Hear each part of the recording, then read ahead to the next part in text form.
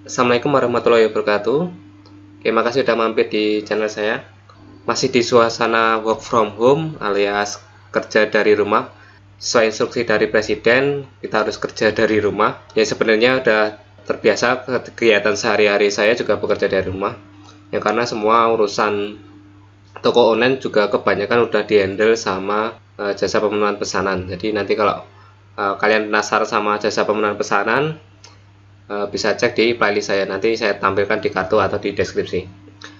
Oke, untuk kali ini saya mau membahas tentang mau jadi seller seperti apa sih kalian kalau mau di marketplace. Jadi kebanyakan para pemula bingung ya, dari beberapa jenis tipe seller di marketplace, mereka bingung menentukan mau pakai gaya yang mana untuk proses pengembangan toko, mulai dari bangun dari awal.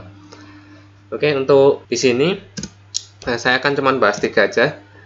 Jadi tipe seller untuk saat ini tuh banyak ya. Jadi ada yang main white hat atau black hat istilahnya. Terus yang lagi booming sekarang yaitu ada fake order. Nanti saya jelaskan satu-satu ya. Terus ada yang tipenya spammer. Terus ada juga yang tipenya optimasi. Saya jelaskan dulu mengenai fake order. Kalau fake order ini maraknya baru akhir-akhir ini ya. Ini kejadiannya karena masalah algoritmanya dari marketplace juga. Jadi banyak yang mengurutkan untuk ranking produk hasil pencarian itu berdasarkan ulasan dan dari pangkat sellernya. Jadi kalau di Bukalapak ada pangkatnya ya, di Tokopedia juga ada. Jadi kalau punya ulasan banyak dan pangkat sellernya udah tinggi, itu biasanya produknya tampil di atas. Ya makanya banyak yang ngakali istilahnya. Jadi curang, mereka melakukan fake order ya. Jadi melakukan transaksi fiktif palsu atau melakukan order di lapak sendiri, di toko sendiri. Tujuannya untuk mengumpulkan feedback sebanyak-banyaknya. Terus selanjutnya ada lagi spammer. Kalau spammer di sini bukan berarti kita punya banyak toko aja, tapi kalau spammer itu lebih ke duplikasi toko. Jadi misal satu toko dia punya produk yang sama, hanya dibedakan dengan gambar yang di awal atau di harga. Jadi nanti harga dibedakan sedikit. Jadi harapannya nanti kalau ketemu customer yang bandingin harga, nanti ketemu harga yang paling agak lebih murah dengan produk yang sama, nanti larinya ke toko kita juga. Jadi ini sebenarnya lebih teknik ke dominasi di halaman pencarian. Terus selanjutnya itu ada tipe optimasi. Ini adalah tipe yang sebenarnya biasa aja. Ya optimasi itu kembali ke basic sebenarnya, nggak teknik yang paling membosankan. Jadi banyak yang malah menyepelekan tentang soal optimasi ini. Ya makanya di akhir-akhir ini banyak yang workshop tentang marketplace, mereka bahasnya lebih ke optimasi. Ya kenapa lebih ke optimasi? Dan sebenarnya ketiga cara ini nggak ada yang lebih bagus atau lebih enak dijalankan. Jadi saya di sini akan bahasnya secara netral. Jadi semua itu tetap ada plus minusnya, ada kelebihan kekurangannya. Ya tergantung kita bebas mau milih yang mana. Sebelum bahas lebih detail tentang ketiga tipe seller ini, ada sedikit cerita ya yang sedikit menggambarkan tentang ketiga jenis tipe seller ini. Jadi ini ceritanya ada 3 babi kecil. Sebenarnya kisah anak-anak dari luar negeri ya, ini namanya Three Little Pigs. Ceritanya dulu ada 3 anak babi yang sama maknya itu karena udah agak gede, mereka disuruh untuk mandiri, disuruh keluar dari tempat tinggal rumahnya yang asli, suruh bikin rumah sendiri. Nah misalnya ibaratkan 3 babi ini memiliki uang saku yang sama dan uang untuk bikin rumah yang sama. Dari ketiga babi ini, yang babi pertama dia memilih bikin rumah pakai jerami. Terus yang kedua ada yang bikin rumah pakai kayu atau ranting. Terus yang ketiga ini ada yang bikin pakai batu bata. Nah, yang pertama dia bisa menyelesaikan rumahnya dalam waktu sehari aja. Dan selanjutnya dia bisa santuy, bisa main-main gitar, sedangkan yang lain masih mengerjakan rumahnya. Terus di hari kedua yang bikin bangunan rumah pakai kayu dan ranting ini udah jadi di hari kedua. Sedangkan di hari berikutnya, di hari ketiga, untuk babi yang ketiga ini yang bikin rumah pakai batu bata, dia masih sibuk membangun rumahnya.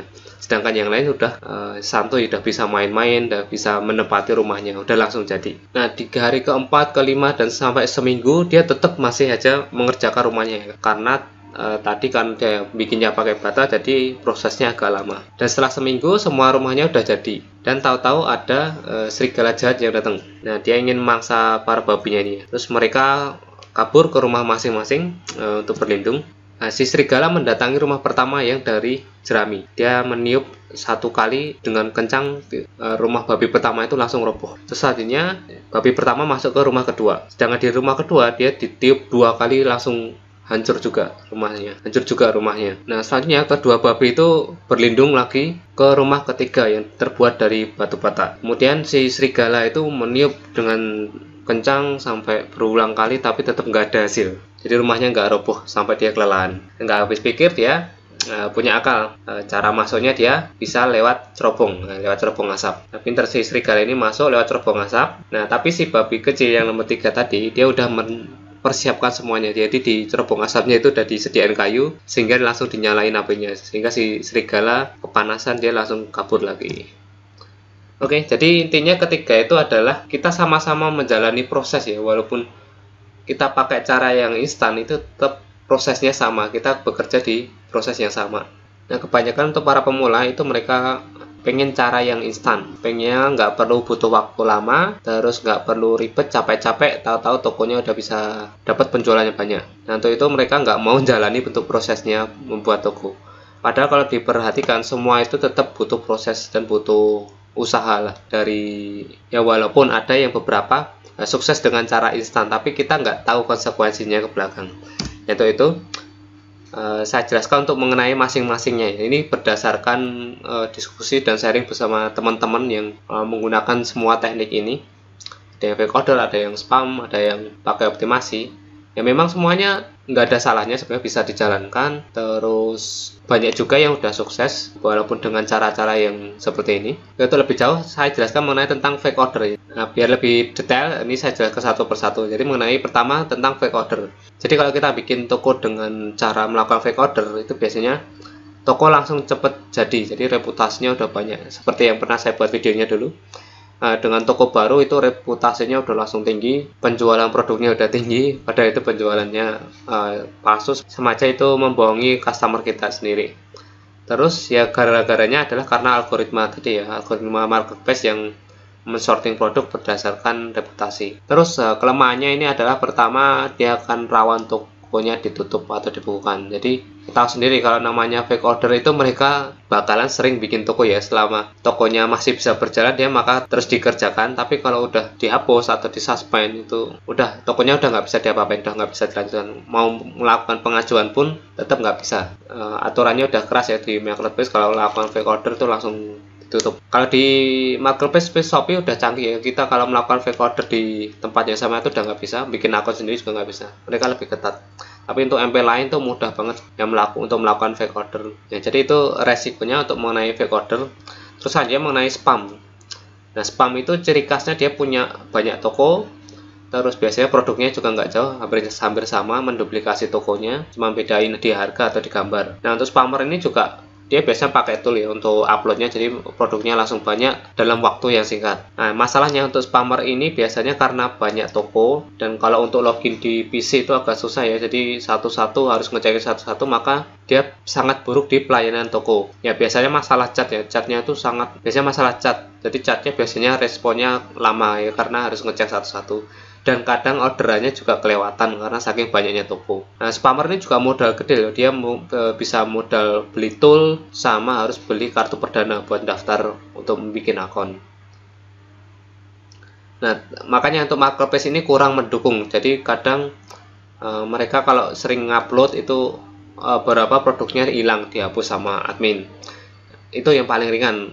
Ada yang lebih berat lagi, tokonya langsung dihapus atau langsung ditutup, itu yang lebih berat. Ya, makanya spammer itu lebih kayak foto loncat ya, mereka kerjanya terus bikin toko dan terus ngupload, cuma itu aja. Jadi pekerjaannya juga berat, harus selalu bikin toko, dan modalnya juga nggak sedikit. Terus yang terakhir mengenai optimasi. Nah, untuk optimasi ini biasanya pembuatannya lama untuk tokonya, jadi kita tuh optimasi itu lebih cenderung ke bikin buat toko sesuai dengan aturan dan standarnya dari yang diberikan oleh marketplace. Jadi sebenarnya teknik yang basi, jadi kalau orang nanya seputar optimasi itu nanti biasanya bosen ya, karena memang ilmunya cuman itu aja. Jadi untuk mengembangkan toko biar lebih maju ya kita cuman bisa ngasih nilai tambah atau bisa dengan membangun brand. Ya beberapa yang sukses dengan optimasi itu biasanya tokonya gede karena memberikan nilai tambah sama membangun brand. Jadi kalau udah gede itu lebih gampang untuk jualannya.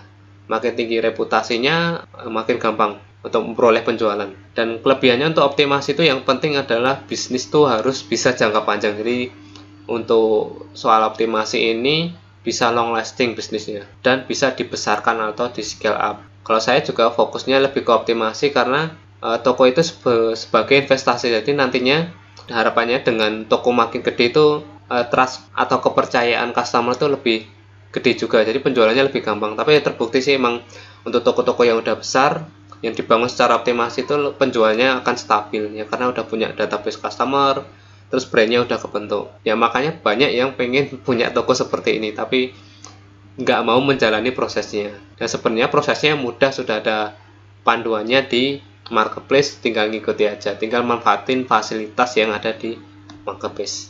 Oke, itu aja singkat mengenai 3 tipe penjual di marketplace, sebagai gambaran aja untuk para pemula yang pengen bangun toko. Jadi mau mulai dari mana, jadi masing-masing nggak ada yang salah ya. Bahkan ada yang mengkombinasikannya, ada yang main spam dan sambil optimasi, itu juga ada. Jadi optimasi itu buat jangka panjang, untuk spamernya itu biasanya untuk profit jangka pendek. Jadi hasil dari spam nanti buat optimasi, banyak seperti itu. Tapi yang paling nggak disarankan adalah pakai fake order ya, itu jelas paling rawan dan paling dibenci untuk seller-seller yang para optimasi itu, karena mereka para pelaku fake order ini sangat mengganggu. Dan sayangnya untuk aturan di marketplace itu kurang jelas mengenai fake order. Jadi untuk yang MP merah itu terutama dia agak lemah soal memberantas fake order. Oke, sekian dari saya, semoga bermanfaat dan semoga teman-teman tetap dalam kondisi sehat dan selalu jaga kesehatan. Oke, silahkan subscribe buat yang belum. Kalau ada pertanyaan atau mau sharing boleh tinggalkan di komen. Sekian dari saya, assalamualaikum warahmatullahi wabarakatuh.